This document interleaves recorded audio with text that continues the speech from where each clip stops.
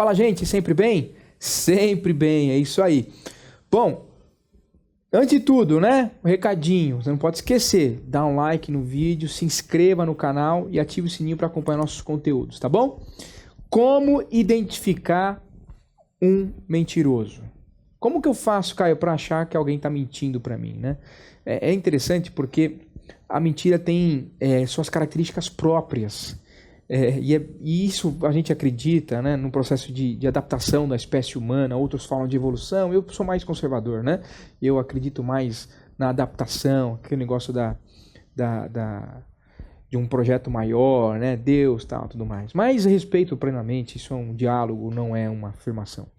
E aí eu acredito nessa coisa de adaptação da espécie humana ao meio e padronização de comportamento e, neurologicamente falando, de hormônios também, né? E a mentira não escapa disso, a mentira está inclusa dentro desse processo. E como que a mentira está inclusa nesse processo, Caio?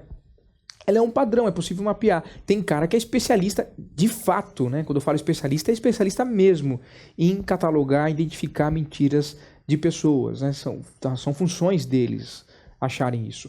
E acham mesmo. Porque quando você mente, por exemplo, você está tendo uma contradição neurológica, né? E o que é essa contradição neurológica? Você sabe que está mentindo.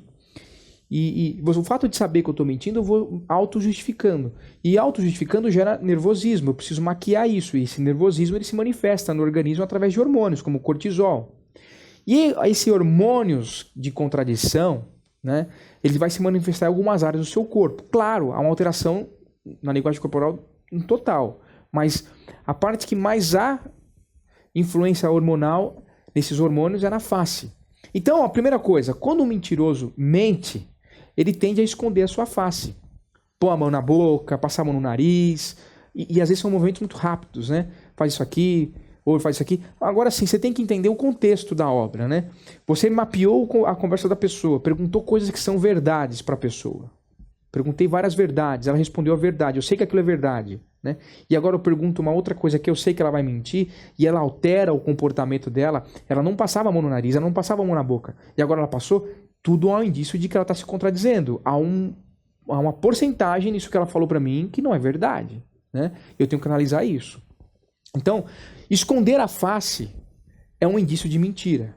Pronto, primeiro indício de mentira. Um segundo indício de mentira é quando você altera o tom de voz. Você tem o mesmo tom de voz, você conversa normal com a pessoa, você tem aquele tom de voz mapeado, já e de repente do nada perguntei uma coisa, você, não, já começa a alterar e falar mais alto, né? Ou você é uma pessoa que fala alto e de repente você fala mais baixo quando vai fazer aquela afirmação. Então, essas desconexões com o seu próprio padrão de comportamento é um indício de mentira.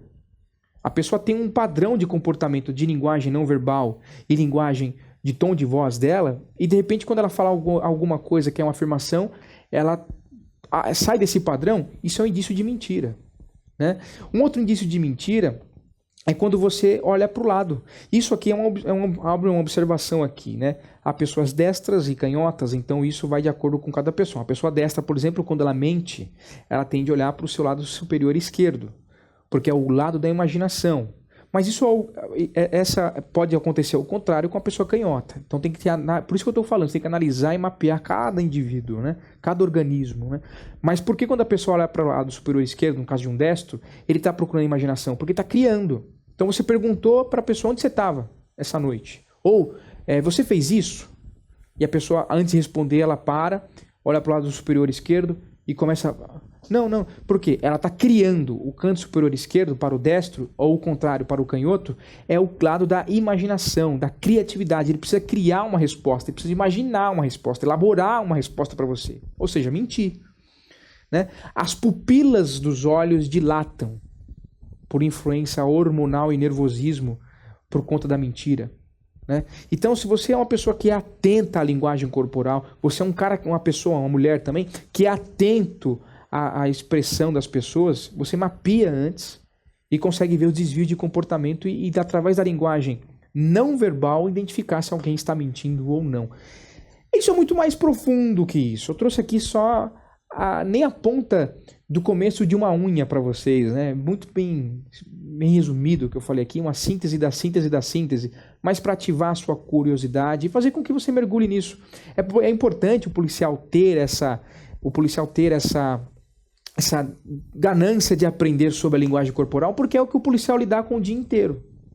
Né? Pessoas querendo tapear ele, querendo mentir para ele. E quando ele tem essa acessibilidade, ele consegue identificar isso, o policial consegue transformar a sua formação, a sua profissão, o dia a dia, muito mais rico e cria uma peneira muito mais elaborada para que não seja enganado por criminosos, por exemplo. Né? É uma reflexão.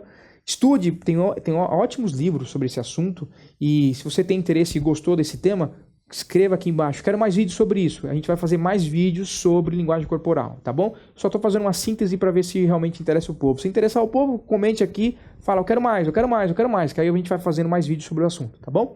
Um beijo no coração, até o próximo vídeo. Falou, galerinha!